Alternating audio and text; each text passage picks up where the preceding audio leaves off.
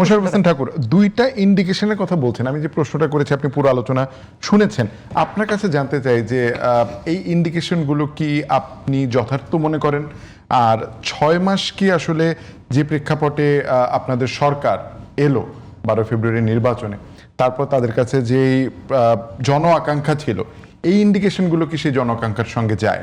আচ্ছা, আমি আপনাকে বলি, স্বৈরাচার হওয়ার কতগুলো সিমটম যে একটা আছে।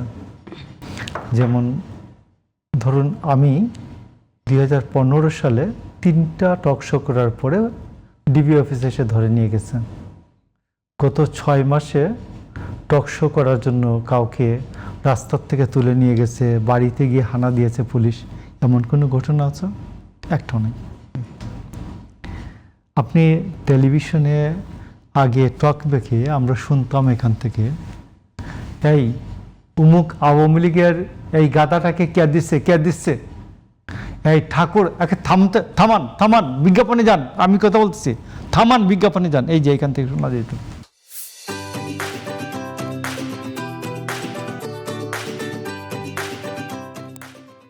আমার মনে হয় গত 6 মাসে একটাও টক ব্যাকে আপনার পিসিআর থেকে কাউকে বলতে হয় নাই যে এখন থামান, আমি বিজ্ঞাপনে যাব। 2, এক প্রদীপ 203 জনকে হত্যা করেছে। এক প্রদীপ, ওসি প্রদীপ কক্সবাজারে 203 জনকে হত্যা করেছে। 204 নম্বর হত্যার সময় যে মেজর সিনহা তার সময় সে এসে থামলো, এবং প্রতিটি হত্যাকাণ্ডের জন্য তাকে পিপিএম দেওয়া হয়েছে।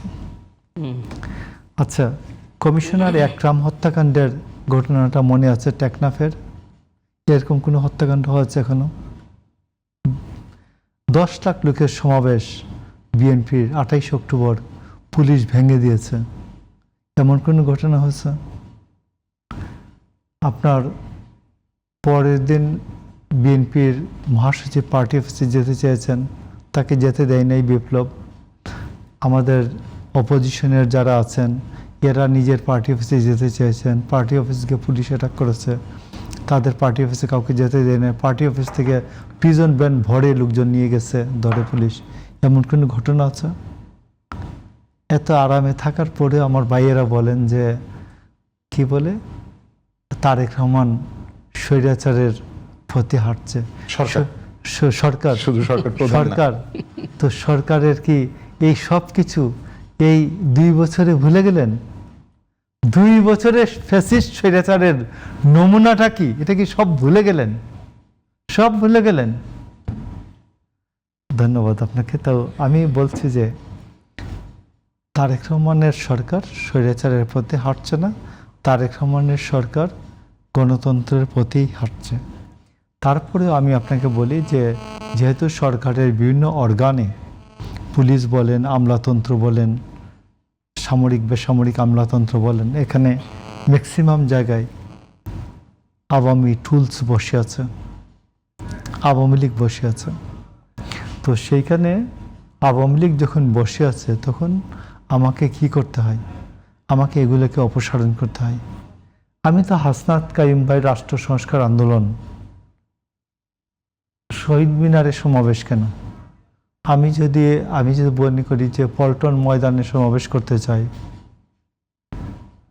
মানিক মিয়া বিনীতে সমাবেশ করতে চাই, আমি তো মনে করি সরকারের যারা ওয়েল উইশার আছে এরা কিছু টাকা পয়সা দিয়ে বরঞ্চ তাকে একটা সমাবেশ করতে দেওয়া উচিত, এবং তার যে প্রস্তাবিত যে সংস্কার, যেগুলি মিনিমাম যৌক্তিক, আমার বলা উচিত যে অন্যান্যদেরকে আপনারাও একটা করেন, আসেন আমাদেরকেও, আমাদের গভর্নমেন্টের 2-1জনকে ডাকেন, তো আমাদের বসিয়ে আলাপটা করেন। একটা সিরডাপে বা একটা বড় জায়গায় একটা সেমিনার হতে পারে, তাই না? তো এইরকম একটা বড় আলোচনা হতে পারে সংস্কারগুলো নিয়ে। কারণ আমরা গণঅভ্যুত্থানোত্তর পরিস্থিতিতে আমরা যে 9 মাস যে জাতীয় ঐক্যমতে যে সংস্কার আন্দোলন, সংস্কার সমাবেশটা, সংস্কারের যে আলোচনাটা করলাম, ওখানে আলী রিয়াজ সাহেব বাংলাদেশে বহু বছর ধরে থাকেন না, প্রায় 40 বছর। তো এই আলী রিয়াজ সাহেবের এগুলো অনেকগুলি বাস্তবায়ন না। অনেক সময়ই আমি আপনার বলি, আমি যখন খুব আবেগ আপ্লুত থাকি তখন অনেক কিছুই মনে হয় এটা করে ফেলি, ওটা করে ফেলি, এটা বাস্তবের সাথে যায় না। বাট 6 মাস পরে যখন আবার আমি যখন একটা স্থির অবস্থায় আসি তখন মনে হয় এটা না, এটা আরও আলোচনা করা যেতে পারে। তা আমি মনে করি যে এই সরকারের সময় তো আরও আলোচনা করা যেতে পারে। আমি মানে সরকার এগুলোর পৃষ্ঠপোষকতা দিতে পারে, হল দিয়ে পৃষ্ঠপোষকতা দিতে পারে, 50% রিয়াতে হল দিতে পারে, টোটালটা একবারে জিরোতে যে কোনো টাকা দিতে হবে না, এই কাজটার জন্য আপনারা করেন। এটা তথ্যমন্ত্রী দেখতে পারেন, স্বরাষ্ট্রমন্ত্রী নিজে দেখতে পারেন ডেকে যে আপনাদের আলোচনাটা কি বলেন তো, যে কাইম ভাই বলে এই আলোচনাটা ঠিক আছে, আমি বলে দিচ্ছি শিল্পকলায় করেন। শিল্পকলায় আমাদের জাতীয় নাট্যশালার যে হল আছে, আপনাকে 1 টাকাও দিতে হবে না, এটাতে করেন, তাই না? আমি মনে করি যে, এবং এর আগে আপনি যদি জানেন আর কি, জিয়াউর রহমানের সময় গণতান্ত্রিক প্রসেসকে বেগবান করার জন্য, বাস্তবায়ন করার জন্য রাষ্ট্র রীতিমতো পৃষ্ঠপোষকতা দিত অপোজিশনকে, যে আপনারা একটা বাইতুল মুকাররমে এই বিষয় নিয়ে একটা আন্দোলন, একটা জনসভা করেন, তাইলে সরকারের পক্ষে অনেক সুবিধা হয়, অনেক কিছু অলিগার্কিকে ধরতে সুবিধা হয়, অনেক লোকজনকে নিয়ন্ত্রণে সুবিধা হয়। তো আমি মনে করি যে তারেক রহমানের সাথে যারা আছেন এরা যে এই বিষয়গুলি জানেন না তা না, নিশ্চয়ই জানেন, স্বরাষ্ট্রমন্ত্রী জানেন, তারপর অন্যান্য যারা পুরাতন রাজনীতিবিদ আছেন তারা জানেন। তারা আমার মনে হয় যে সরকারের বাইরে যারা, পার্লামেন্টেও নাই, এরা যারা আজকে আন্দোলন সংগ্রাম বা বিভিন্ন প্রস্তাবনা দেশের জন্য রাখতে চান, এদেরকে পৃষ্ঠপোষকতা দেওয়া উচিত আমি মনে করি।